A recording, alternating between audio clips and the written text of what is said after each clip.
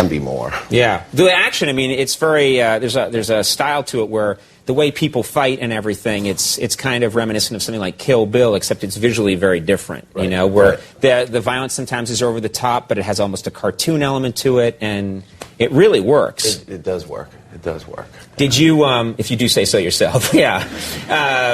I'm curious. There's a scene where you get. I don't want to give anything away, but I'm going to.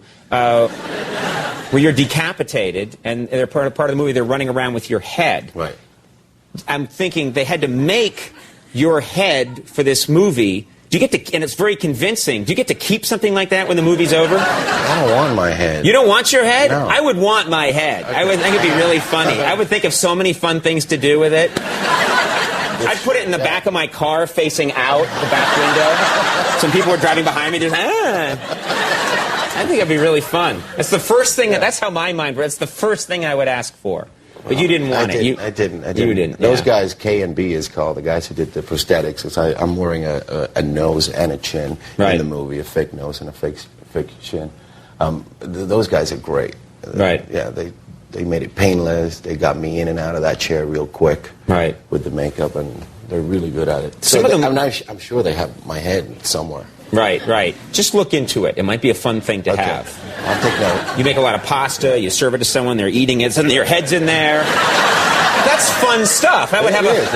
It could be. Yeah. The mind just, just plays game. It would be so much fun.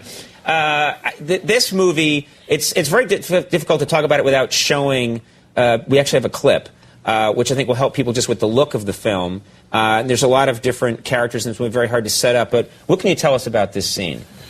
Well, I play the villain, and the movie's basically 3 different stories. Mm-hmm. I'm in one of the stories, and I play the villain, and I'm going to pick up some girl for some action. I'm actually picking up, like a prostitute. I'm like. Don't be shy. We've all done that. Yeah.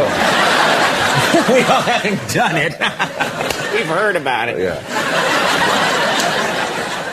So you're going to. I'm actually going to pick her up, and I'm flirting with her, and I'm the villain, and she's a young girl, and she doesn't want to jump in. I'm pretty drunk. My character is pretty drunk, and she's just like, she doesn't want any part of it. And she also has some people watching her back in the scene, that's right. Protecting her, and the actress name is Alexis Beldel, and she's very good. Let's take a look at this clip from Sin City. It's interesting because they changed, in the movie, they changed your face so that I still knew it was you because your eyes are the giveaway. Only you have those eyes, but they changed your face enough it's very compelling. It's you, but it's not you.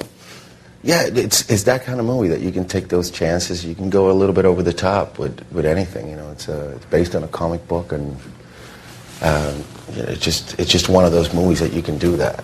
Yeah, and I've said, there's a lot of movies that are based on comic books or these graphic novels, and you feel like, this is a movie based on it. This is the one movie I've seen where you really feel like you're in that world. You're in a comic book. You're in a graphic novel. That's Robert Rodriguez magic right there. Yeah, well, it's a really cool film. People should check it out. Sin City opens next Friday. Always cool having you on the show. Thanks so much for being here. Benicio del Toro, thanks for doing it. Jordana Brewster is coming up. We'll take a break. We'll be right back.